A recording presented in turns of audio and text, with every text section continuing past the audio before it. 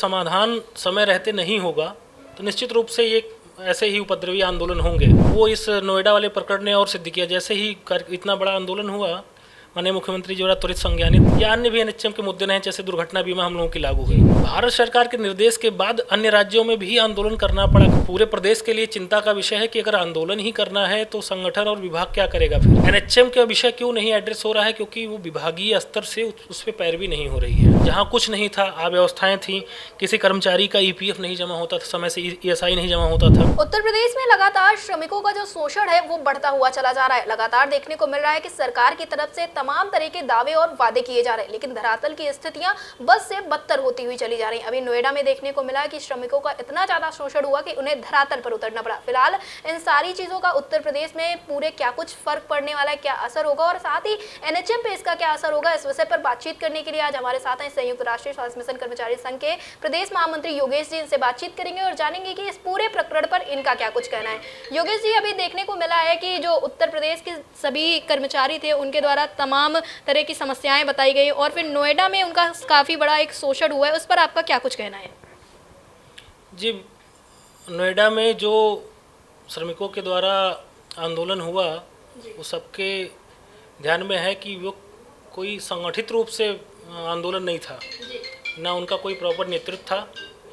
श्रमिकों के मुद्दों को लगातार जब उद्योगपतियों के द्वारा या अन्य जो विभाग हैं दबाया जाएगा और उस पर समाधान समय रहते नहीं होगा तो निश्चित रूप से ये ऐसे ही उपद्रवी आंदोलन होंगे। हालांकि हमारा समर्थन उपद्रवी आंदोलन में नहीं है, लेकिन ये नौबत क्यों आई, सरकार को इस पर चिंता करना चाहिए। विभागीय अधिकारी हैं, श्रम विभाग के लोग हैं, इस पर लगातार मॉनिटरिंग करके कर्मचारियों का शोषण न हो, इस पर चिंता करना चाहिए। ठीक इसी प्रकार से अन्य विभाग में भी आज के समय में इस प्रकरण के बाद, इससे पहले कमोबेश चीज़ें ऐसा माहौल बनता चला जा रहा है उत्तर प्रदेश में कि जब तक कोई आंदोलन नहीं होगा तब तक किसी समस्याओं का समाधान नहीं होगा। और उस जो एक माहौल बना हुआ है वो इस नोएडा वाले प्रकरण ने और सिद्ध किया। जैसे ही इतना बड़ा आंदोलन हुआ, माननीय मुख्यमंत्री जी द्वारा त्वरित संज्ञान लिया गया और उस पर कार्रवाई भी की गई और न्यूनतम मजदूरी बढ़ाकर तय किया गया, बढ़ाया गया और साथ में अन्य चीज़ें जो ओवर टाइम करते थे उस पर काम किया गया। उत्तर प्रदेश में एनएचएम की जो स्थिति, इस पे प्रभाव का बात करें तो आप भी पिछले काफ़ी दिनों से हम लोगों से जुड़ी हैं, देख रहे हैं, कवर कर रहे हैं कि चाहे वो कोविड कर्मचारियों का प्रकरण हो या सामुदायिक स्वास्थ्य अधिकारी सीएचओ का प्रकरण हो या अन्य भी एनएचएम के मुद्दे नहीं, जैसे दुर्घटना बीमा हम लोगों की लागू हुई। ये सारे जो भी चीज़ें आसानी से लागू हो सकती थी एनएचएम में, जिनका बजट भी है, चीज़ें हैं, भारत सरकार भी कहता है, लेकिन बिना आंदोलन की ये सारी चीज़ें नहीं हुई। ना दुर्घटना बीमा बिना आंदोलन के हुआ, ना कोविड कर्मचारी का बिना आंदोलन के हुआ। लगातार वो माननीय उप मुख्यमंत्री आवास पे गए, उसके बाद में समाधान निकल पाया। ठीक उसी प्रकार से सीएचओ का आंदोलन 16 दिन चला तो उनकी जो मांगें थी वो पूरी हुई।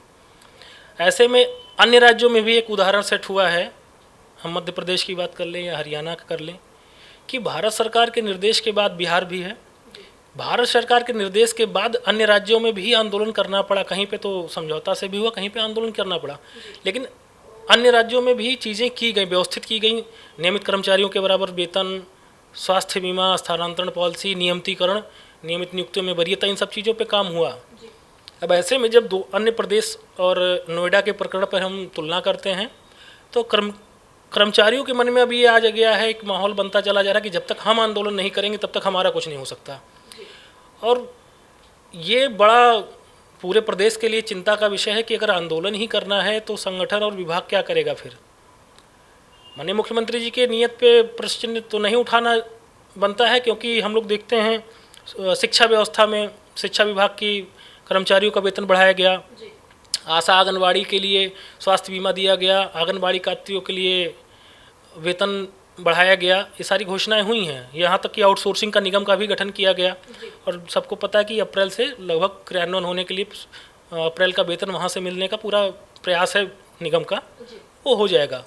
ऐसे में एनएचएम का विषय क्यों नहीं एड्रेस हो रहा है? क्योंकि वो विभागीय स्तर से उस पर पैरवी नहीं हो रही है और वो बात अपनी पहुँचाने के लिए कर्मचारी कहीं ना कहीं अब ये सोच रहा है कि हमें आंदोलन करना पड़ेगा।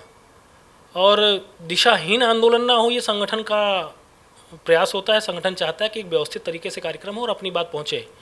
अगर चीज़ें नहीं हुई तो हमें लगता है कि आज नहीं तो कल एनएचएम में भी ये चीज़ें होंगी, अगर इस पे समय रहते ध्यान नहीं दिया गया तो। जी, तो क्या ये कहा जा सकता है कि इन सारी चीज़ों को लेकर एनएचएम के कर्मचारियों को भी एक बड़ा कार्यक्रम, एक बड़ा प्रदर्शन करना पड़ सकता है? वही मैं बताने का प्रयास कर रहा था कि जिस तरीके का माहौल बन रहा है उससे लग रहा है कि बिना बड़े आंदोलन के कोई समाधान नहीं निकल पाएगा। अगर समाधान नहीं निकलता है तो कर्मचारी किसी संगठन के लिए नहीं बैठा है, संगठन वही करता है जो कर्मचारी चाहते हैं। तो कर्मचारी के अंदर अगर हमारी जो सार्वजनिक बैठक, सामूहिक निर्णय लिया जाता है हम लोगों की बैठकों में, जो निर्णय कर्मचारियों के बीच से निकल के आएगा उस पर संगठन काम करेगा।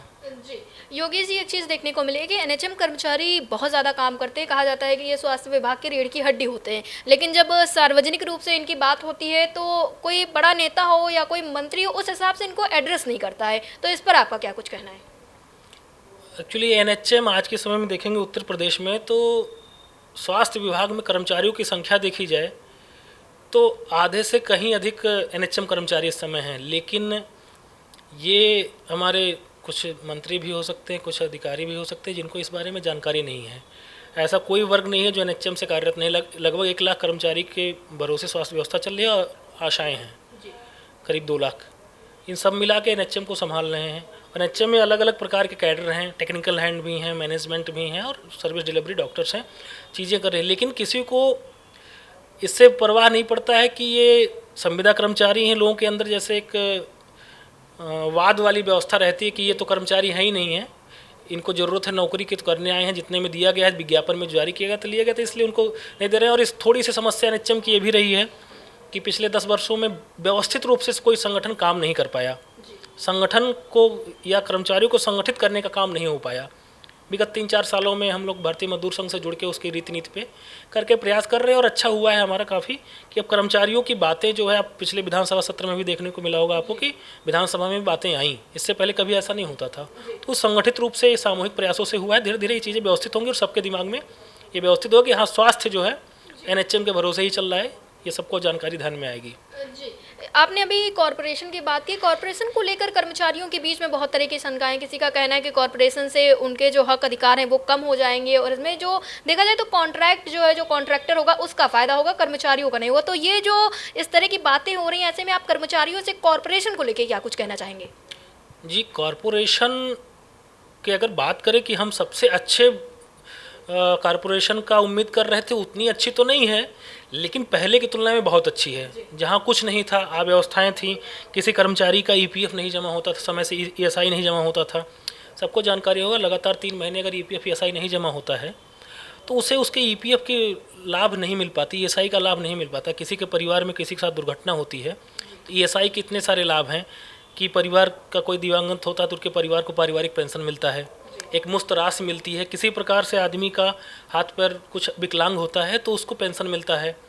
ईपीएफ में है कि आपका पैसा एक राशि सरकार उतना देती है, उतना आप विभाग देता है, उतना आपका कटता है। तो एक राशि इकट्ठा होती है, उसके बाद एक समय सीमा के बाद 58 साल के वर्ष में अगर आप नौकरी करते हैं तो पेंशन के हकदार हो जाते हैं। तो ईपीएफ ईएसआई ऐसी 1-2 महत्वपूर्ण चीज़ें थी जो सामाजिक सुरक्षा के लिए बहुत अच्छी थी। लेकिन जो हमारे आउटसोर्सिंग एजेंसियाँ हैं, अधिकांश वो राशि नहीं जमा करते थे। उस कर्मचारी कभी वो अपनी बात नहीं उठा सकता, क्योंकि जैसे वो एड्रेस करता है तो आउटसोर्सिंग एजेंसी उनको बाहर कर देती है किसी न किसी कारण से, क्योंकि आउटसोर्स कर्मचारियों को बाहर करना बहुत आसान होता, कोई नीति नहीं था। अब निगम आने से ये नीति बनेगी, एक नीति के अंतर्गत आ गई। एक तो सामाजिक सुरक्षा की बात होगी, लगातार ये सीधे विभाग जो पैसा है निगम के माध्यम से खाते में सबके जमा होगा। दूसरा, एक न्यूनतम वेतन तय हुआ है, सबको पता है 18,000 रुपये न्यूनतम वेतन है। इससे पहले 8,000, 10,000, 5,000 था। तो एक सैलरी पॉलिसी जैसे भी अडॉप्ट हुई है, पैरामेडिक्स को 22,000 रुपये, चतुर्थ श्रेणी को हमारे 18,000, मैनेजमेंट चिकित्सक को 40,000 रुपये, अलग अलग वेतन तय है। तो एक वेतन नीति बनी है, टाइम टू टाइम इस पर काम भी हो सकता है।